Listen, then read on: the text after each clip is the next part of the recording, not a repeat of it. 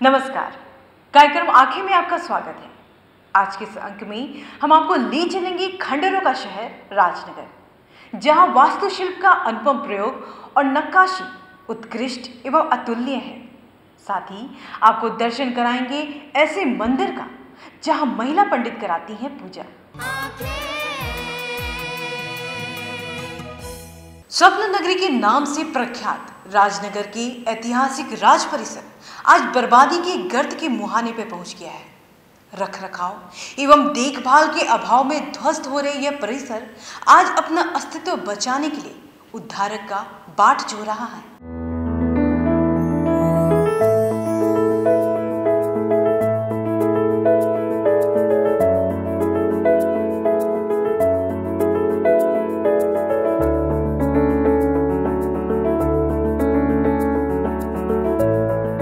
बिहार के मधुबनी जिला मुख्यालय से करीब 15 किलोमीटर की दूरी पर स्थित राजनगर का ऐतिहासिक राज कैंपस खंडहर में तब्दील होता जा रहा है।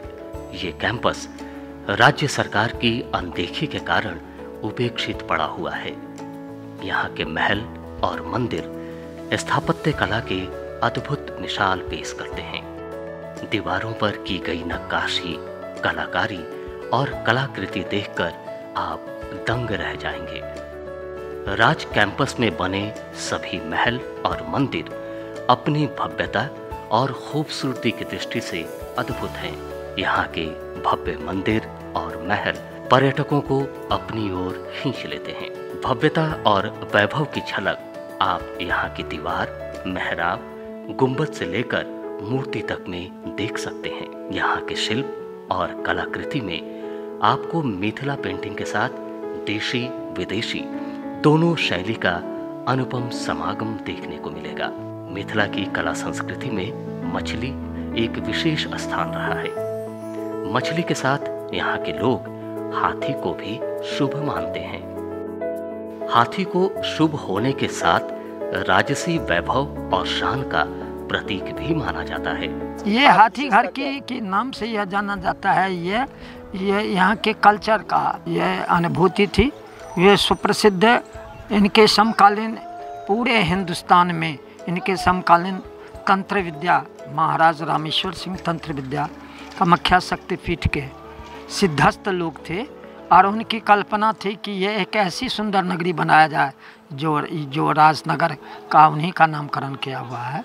और इस प्रकार से सौंदर्य के प्रतीक, धार्मिक प्रतीक, आध्यात्मिक प्रतीक के रूप में उन्होंने नवनिर्माण शुरू किया था। आप जब राजनगर के राज कैंपस में प्रवेश करेंगे, आपको जगह जगह मछली और हाथी के प्रतीक चिन्ह देखने को मिल जाएंगे।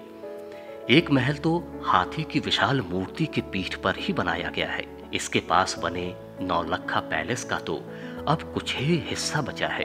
आज से 100 साल पहले ये महल करीब 9 लाख रुपए में बनाया था।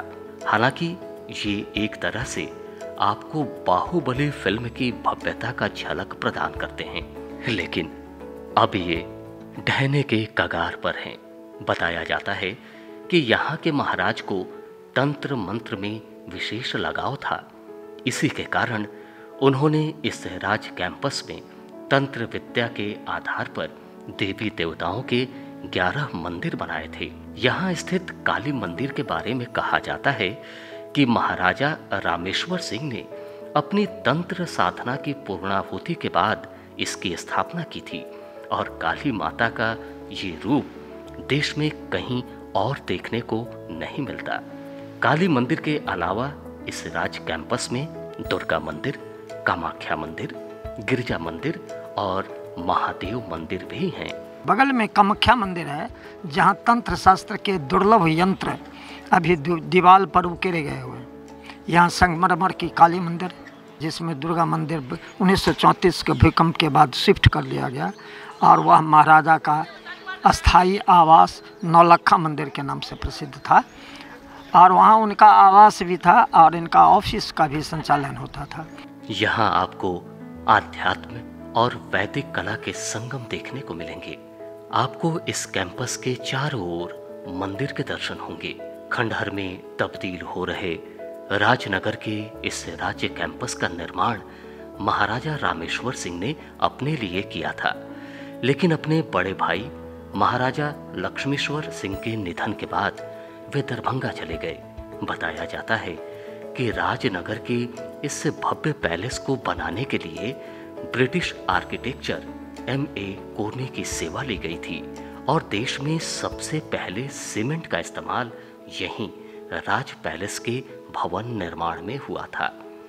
Doctor M.S. कॉर्नी जो यहाँ के चीफ इंजीनियर हुआ करते थे, जो लंदन ब्रिटिश सरकार के द्वारा उनको मुहैया करा गया था, वो बहुत बड़े स्कॉलर थे और उन्होंने वास्तुकला का उत्कृष्ट नमूना यहाँ को देखने को दृष्टिगोचर हो रहा है। इसके भग्नावशेष आज भी तरोताज़ा स्थिति में है, लेकिन बरसात, धूप की मार और पर्यावरण की दृष्टि से धूल धूसित हो रही है कि इसकी कलाकृति विनष्टि के कगार पर है। इसको संरक्षित करना राष्ट्रीय दृष्टिकोण से अति महत्वपूर्ण है और इससे यदि इसको पर्यटन केंद्र के रूप में विकसित किया गया तो सरकारी राजस्व में उत्तरोत्तर वृद्धि होने की प्रबल संभावना दिख रही है, क्योंकि यदा कदा देश विदेश के पर्यटक यहाँ स्वतः स्वस्फूर्त भावना से इस भग्नावशेष को देखने के लिए 365 दिन वर्ष में आते जाते रहते हैं। ये राज पैलेस करीब 1500 एकड़ में फैला है। 1870 में बने इस राज पैलेस को 1934 में आए भूकंप से भारी नुकसान पहुंचा। महाराजा रामेश्वर सिंह के दरभंगा चले जाने के कारण राजनगर पैलेस के मरम्मत और रख रखाव पर कोई खास ध्यान नहीं दिया गया। मुद्दा ये है कि इसको संजोने का काम सरकार को करना चाहिए, जो कि नहीं कर पा रही। जैसा कि हम देख रहे हैं, मतलब लगभग 1 किलोमीटर आगे से ही शुरू होता है ये और 2 किलोमीटर और पीछे तक ये गया पूरा का पूरा जो धरोहर है अपना। तो इसको सरकार को चाहिए कि एक टूरिस्ट प्लेस के तर्ज पे इसको डेवलप किया जाए। कितने जंगल हैं यहाँ पे, इन सबको सही किया जाए। जो ये किला है इनको थोड़ा सा और ब्यूटीफाई किया जाए, थोड़ा सा इनकी सुंदरता को बढ़ाया जाए, जो कि वास्तव में यहाँ पर बहुत अगर ऐसा होता है तो डेफिनेटली आई एश्योर कि यहाँ पे इतने टूरिस्ट आएंगे और इससे सरकार का एक different source of income create होगा। आम लोगों को इससे बहुत अच्छा होगा, क्योंकि आसपास का बिजनेस आम लोगों का बढ़ेगा। टूरिस्ट लोग आएंगे यहाँ पे, उनका बिजनेस बढ़ेगा तो उनका भी जो जीवन यापन और अच्छे से चलेगा। गरीबी भी बहुत है यहाँ पे, जैसा कि हम लोग देख रहे हैं। अगर यहाँ पे इसको as a tourist place develop किया जाता है तो अंदाज़न कम से कम 1,500-2 हज़ार इधर के आम आदमी का एक जीवन यापन का जो स्रोत है वो बहुत उच्च स्तर का हो जाएगा। खुशी खुशी रहेंगे, जैसा कि हम अन्य जगहों पर भी देखते हैं। आज़ादी के बाद से ये और अधिक उपेक्षा का शिकार होता रहा। आजकल इस कैंपस में एक कॉलेज भी है। शिक्षा के क्षेत्र में इस राज परिवार का अमूल्य योगदान रहा है सर्वदा से, और इसी क्रम में राजकुमार जयवंत सिंह के प्रेरणा से यहाँ इस धार्मिक न्यास के जनरल मैनेजर, जो राजनगर स्टेट के जनरल मैनेजर के भव्य अट्टालिकाओं में विश्वेश्वर सिंह जनता महाविद्यालय की स्थापना 1971 ईस्वी में की गई थी, जो तत्कालीन मुख्यमंत्री डॉक्टर जगन्नाथ मिश्र के शासनकाल में 1990 में अंगीभूत हुई और ये अंगीभूत इकाई के रूप में ललित नारायण मिथिला विश्वविद्यालय के महत्वपूर्ण महाविद्यालयों में इसकी गिनती होती है। इंद्र पूजा और 1 जनवरी को यहाँ लोगों की भारी भीड़ उमड़ती है। आसपास के लोग यहाँ की भव्यता देखने और घूमने आते हैं। मेरा नाम प्रभात बरमैया है। मैं छत्तीसगढ़ से आया हूँ और प्रॉपर MP शिवनी का रहने वाला हूँ। और एक मैं मतलब नाम सुन के यहाँ पे विज़िट तो करना था पहले से ही। बाकी मैं एक फाइन आर्ट स्टूडेंट हूँ। मेरा हॉबी पेंटिंग है और फ्रीलांसिंग आर्टिस्ट हूँ। तो जिस तरह मैं आया, यहाँ का स्पॉट देखा, तो मेरा मन एक दिन में इसको घूम के भरा नहीं है। तो अभी मेरा प्लान है कि यहाँ पे कुछ दिन और आऊँगा, ठहरूँगा और यहाँ पे जितनी अच्छी अच्छी चीज़ें हैं, यहाँ की जो धरोहर है, उसे कैप्चर करूँगा अपनी पेंटिंग के माध्यम से। तो मैं अभी कुछ समय बाद ये सारी चीज़ें करूँगा। वैसे ही यहाँ के स्पॉट्स इतने अच्छे अच्छे हैं कि लुभाते हैं, अपनी और आकर्षित करते हैं। धरोहर ऐसी चीज़ें होती हैं, आप जितना उसको संभाल के रखेंगे उतने आगे समय तक के लिए हमारे लिए और हमारे क्षेत्र के लिए अच्छा नाम और एक अच्छा स्थान डेवलप होता है। साथ में गवर्नमेंट अगर इस चीज़ को सुरक्षा रखेगी या सुरक्षित रखेगी या इसकी और ध्यान रहेगी कि तो लोगों का आकर्षण यहाँ के लिए और इस क्षेत्र के लिए बहुत ज़्यादा अच्छे तरीके से होगा। तो बाहर के भी जितने लोग हैं वो यहाँ पे आएंगे, घूमेंगे, क्योंकि ये प्लेस ऐसा है कि एक बार जो बना है वो धीरे धीरे ख़त्म ज़रूर होगा। अगर आप उसको संरक्षित नहीं रख सकते हैं तो वो धीरे धीरे ध्वस्त हो जाएगा। तो ये बहुत आगे चल के अच्छा न्यूज़ नहीं होगा लोगों के लिए या क्षेत्रवासियों के लिए। तो इसलिए गवर्नमेंट को इस तरह ध्यान देना चाहिए ताकि इसको और अच्छे से डेवलप कर सके, संग्रहित किया जा सके और सुरक्षित रखा जा सके। अगर इस बहुमूल्य धरोहर की सही देखभाल हो, इसे संरक्षित श्रेणी में रखा जाए, तो इसे बिहार के एक प्रमुख पर्यटक स्थल के रूप में विकसित किया जा सकता है। इससे इलाके के लोगों को रोजगार भी उपलब्ध हो सकेगा। तो देखा आपने, अगर इस बहुमूल्य धरोहर की सही देखभाल हो, इसे संरक्षित श्रेणी में रखा जाए, तो इसे बिहार के प्रमुख पर्यटक स्थल के रूप में विकसित किया जा सकता है। इससे इलाके के लोगों को रोजगार भी उपलब्ध हो सकेगा। फिलहाल वक्त हो चला एक छोटे से ब्रेक का। ब्रेक के बाद आपको दर्शन कराएंगे एक ऐसे मंदिर का जहां महिला पंडित कराती है पूजन।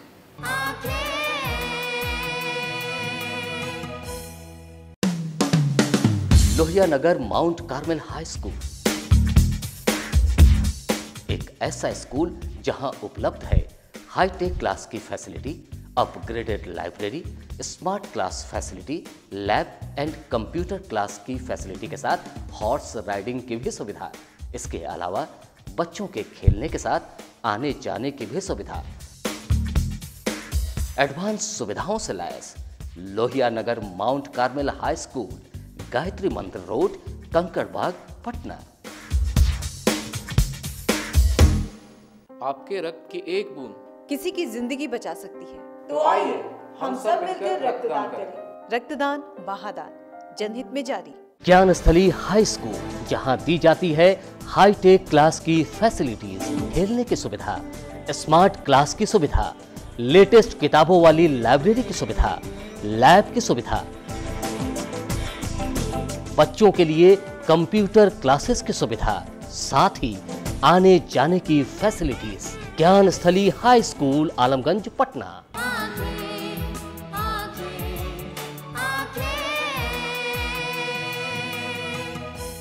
ब्रेक के बाद फिर से आपका स्वागत है। अक्सर आपको मंदिरों में पुजारी तो मिलते ही हैं, जो अधिकतर पुरुष होते हैं, लेकिन इस मंदिर में आपको पुजारी के रूप में महिला ही मिलेगी। जी हाँ, हम बात कर रहे हैं दरभंगा जिले के कमतौल स्थित अहिल्या स्थान मंदिर का।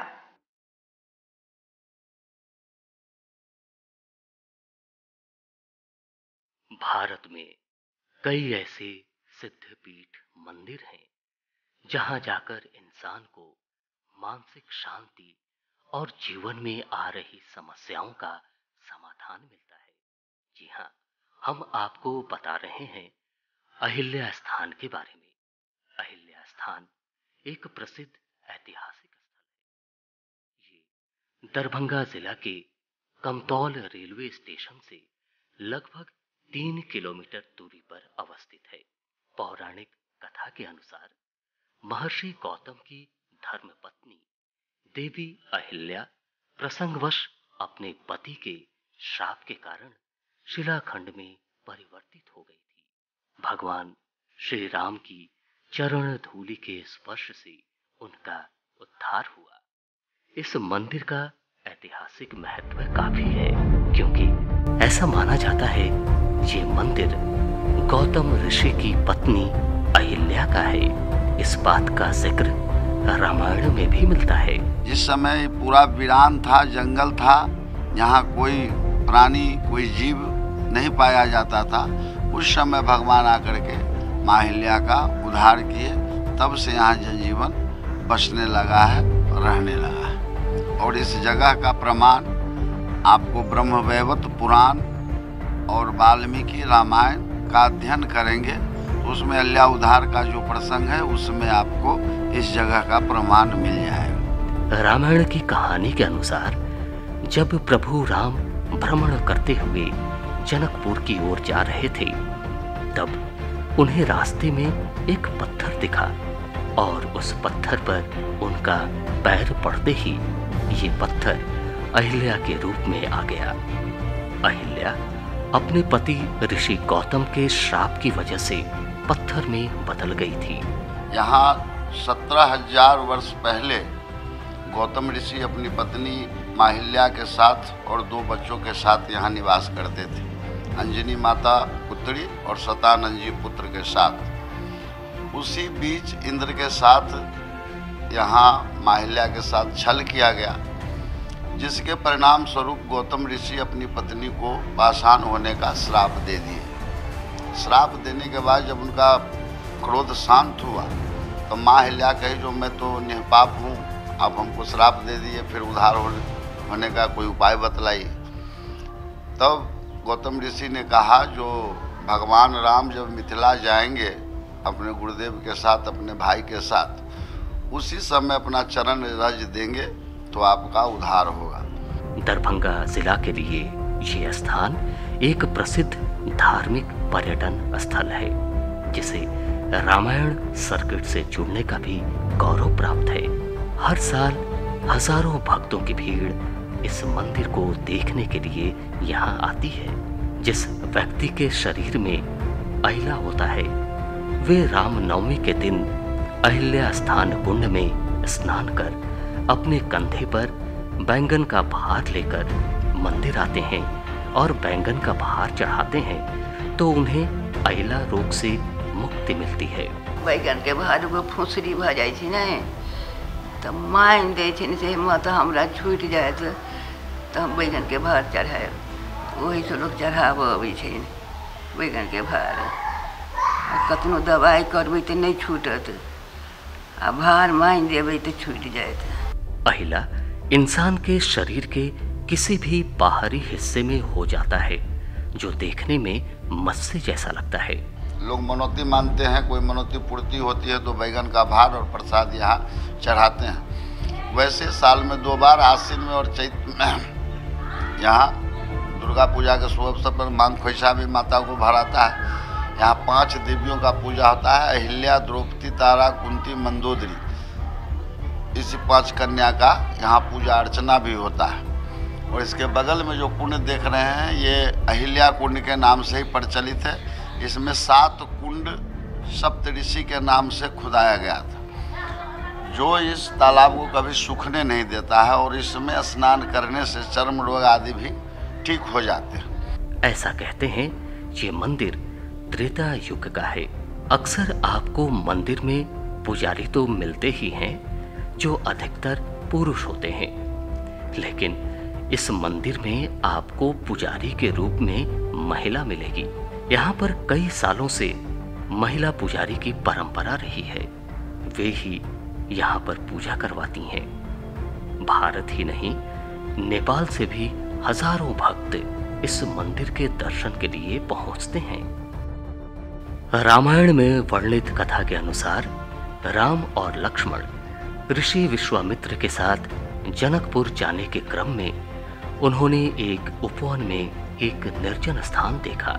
राम ऋषि विश्वामित्र से पूछते हैं, ये स्थान देखने में तो आश्रम जैसा दिखाई देता है, किंतु क्या कारण है कि यहाँ कोई ऋषि या मुनि दिखाई नहीं देते? विश्वामित्र जी ने बताया, ये स्थान कभी महर्षि गौतम का आश्रम था। वे अपनी पत्नी के साथ यहाँ रहकर तपस्या करते थे।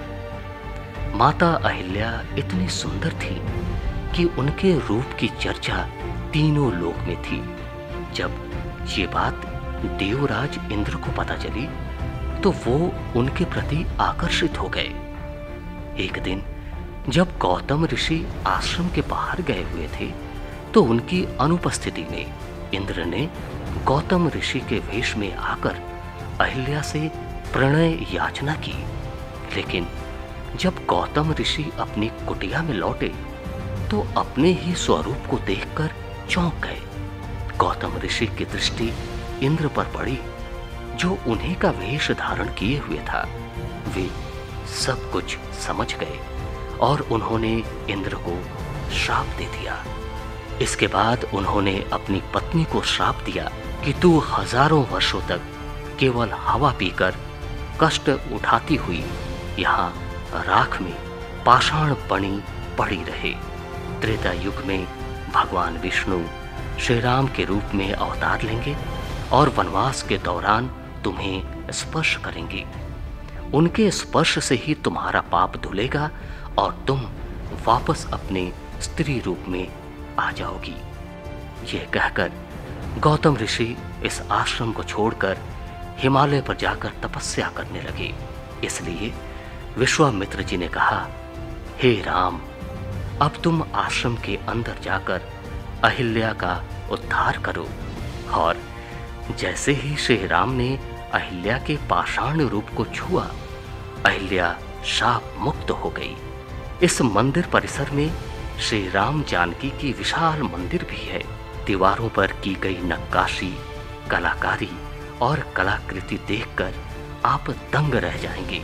भक्तों का मानना है कि उन्हें यहाँ आकर मानसिक शांति और जीवन में आ रही समस्याओं का समाधान मिल जाता है। सचमुच में ऐसे सिद्धपीठ मंदिर में आकर भक्तों को मानसिक और जीवन में आ रही समस्याओं का समाधान मिल ही जाता है। आज का ये कार्यक्रम आपको कैसा लगा हमें ज़रूर बताएं। हमारा ईमेल एड्रेस है lmcankhi2017@gmail.com। आज के लिए बस इतना ही। मिलेंगे अगले अंक में कुछ नए मुद्दों के साथ। तब तक के लिए हमें दीजिए इजाज़त। नमस्कार।